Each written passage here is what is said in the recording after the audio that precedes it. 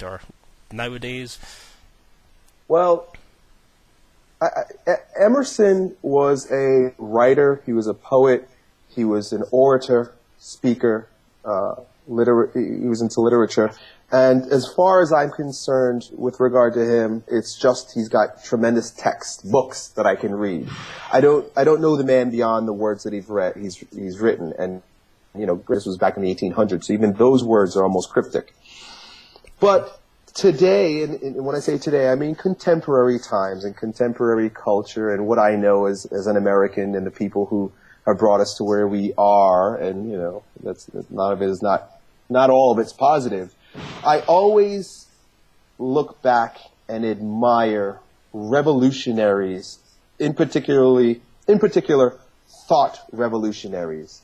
So men like Thomas Jefferson, you know, and again, it's not him, it's the ideas that he harbored and his ability to put them onto paper, to write the Constitution. I think of Gandhi. I think of Martin Luther King.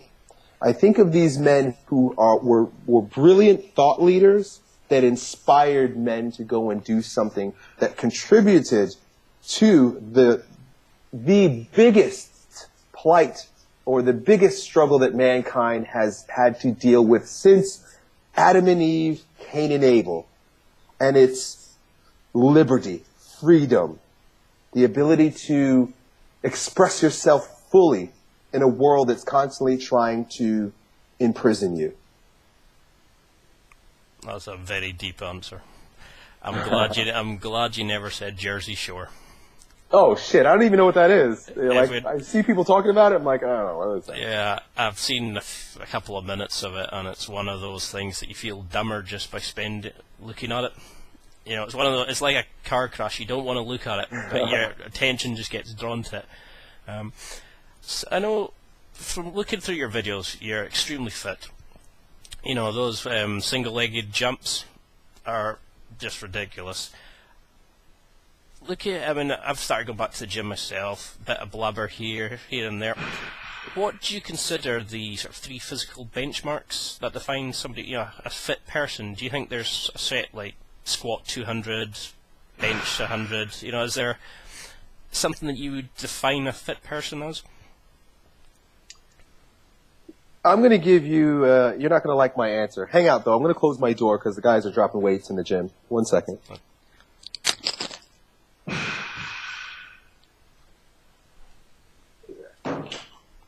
Chris? Oh, okay. She's still training? Okay, so here's why I will never be a good guru. Here's why it stops right here, and Elliott Hulse's potential is squandered for becoming a cult leader. The answer is subjective. I don't have a definitive answer, and that is the power in my statement. Becoming the strongest version of you. See, there's this mass psychology of fascism. We want to be told what to do, what to think, how to be, what mold to fit into. But what I'm telling you is, first of all, destroy any of the molds that anybody has ever given to you in every realm of your life, because you're far bigger than any container that anyone's ever offered you. And don't come to me looking for a container to help put you in. What I'm asking you to do is to explore your potential and have a subjective reality, have a version of you that is fully actualized, actualized is the right word, potential, you've reached your full potential. So if there's a standard for physicality, and I say that, well, every man needs to be able to do 12 chin-ups and bench press 225 pounds. What I'm doing is creating a fucking mold for you. I don't want you to be, I'm not looking for prisoners. I'm not looking for followers of my mold. What I want you to do is explore and find out how you can maximize your potential and then be all that you could be. And I've created a framework for that you could choose or reject, and I call it the 4 layers of strength. So I say that you pay very close attention to your neuromuscular strength. Try the best that you can to be physically strong for you.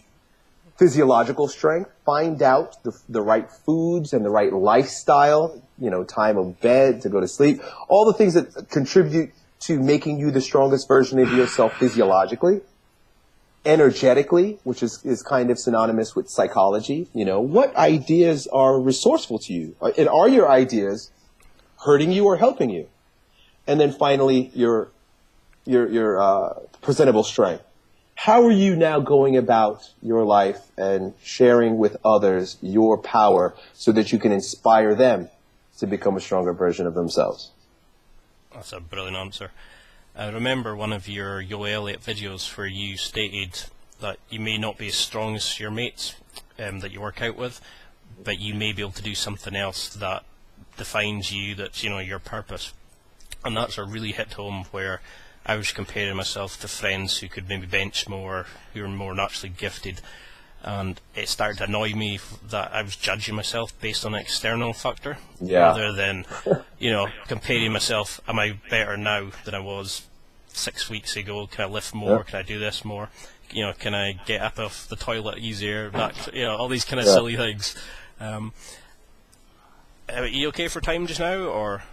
Sure. I would comment, I'd go a little bit further with what you just said, that comparison, comparing ourselves to others is what I found to be the most insidious, sneaky, trickiest form of slavery that has ever enslaved us.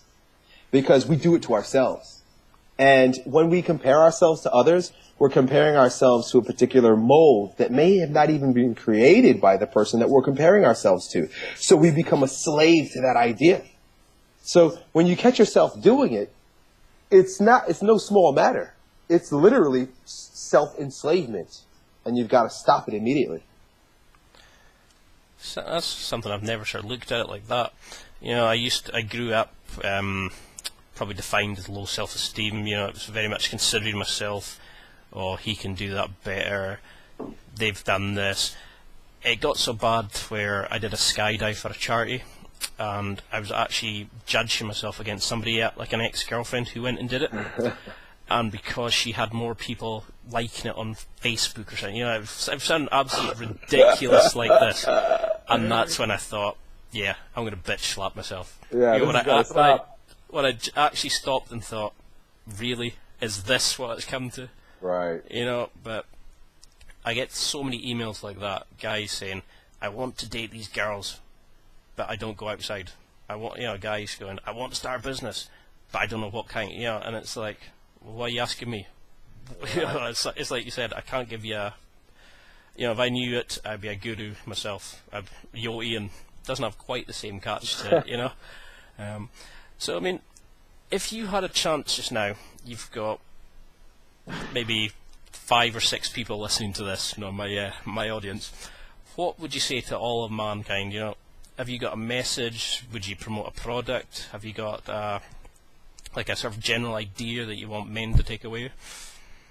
Well, the message is always the same, and I just say it in different ways. And I did an interview earlier this week with a couple of women who do a radio station, and I told them, which I'll tell you now, that the most powerful statement, it's a bit crude, but see how resourceful it is for you, is the term, fuck it. Fuck it and fuck everybody else. And I don't say that in a narcissistic way. I'm not saying that you are to ignore other people and stomp on them and to walk around in an arrogant fashion. What I'm saying is, don't think so much about what other people are going to say. Don't think so much about what other people do.